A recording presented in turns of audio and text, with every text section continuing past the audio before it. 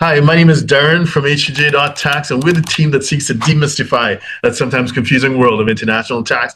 And today we want to approach it a bit differently. Rather than just get into a really deep technical discussion about some tax topics, I want to recognize that the tax tail doesn't necessarily wag the dog. And we have the honor and the privilege of having a conversation with David. And David has a lot of expertise with working with business owners who are doing things internationally.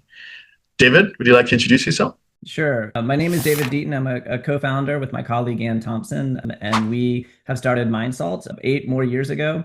Over the last 30 years, I've been working with organizations on the research and decision making and strategy within a variety of different contexts and sizes. So both internationally, for which I have some experience in, but then also in just a variety of sizes of organizations as well. $3 billion revenue organizations down to our local businesses, for which we have a lot of passion and heart for. Okay, fantastic. Again, to ask a really obvious question, when we talk about strategy, what is strategy? I, I think it's probably like a Webster's definition version somewhere around intention of purpose or direction or something like this.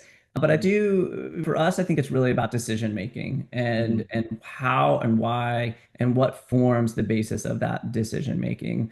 And that actual shift may seem nuanced, but it's Mhm. very important for how we think about strategy.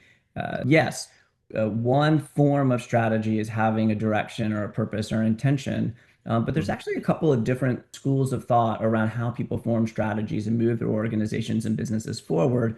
And that becomes important to have that broader view around how are we making decisions. And so whether we are making our decisions because we have an intended direction and an intended purpose around things, or if we're setting our set of decisions because we have an investigation and understanding of what is truly the assets that make our organization unique or competitive within a marketplace, or it's actually the set of decisions that we make to be incredibly flexible or nimble in order to respond to opportunities and entrepreneurial moments.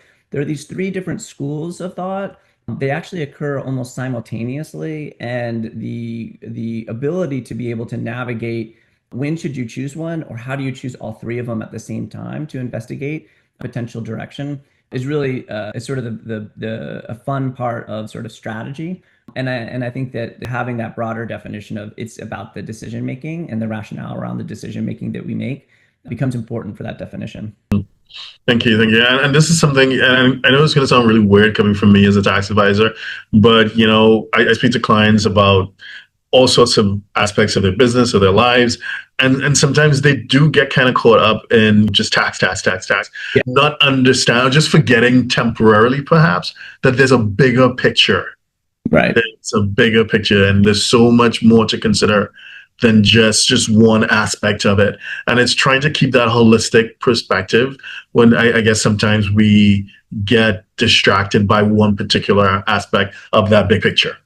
And I'll argue that it makes, that it makes good sense that there's a preservation of capital, which is a potentially a key asset within an organization. It's a tangible asset within an organization. It's sort of one of about four or five areas that we tend to look at for sort of unique assets that organizations may have that they can build competitive advantages around. One might be this how their capital and how they deploy it. The preservation of capital is a very important sort of thought process to make sure that is happening with every organization and business so that they can actually continue to deploy their strategies or their strategic intention as effectively as possible. Makes good sense.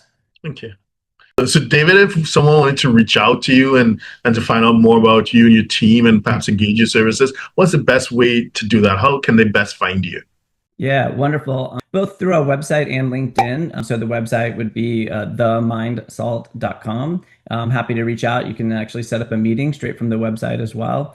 Or LinkedIn. Just find my name, David Deaton, with the organization, The Mindsalt. We have a company page, I have my personal page, and respond to messages and really look forward to people making that connection and reaching out. Fantastic. Thank you.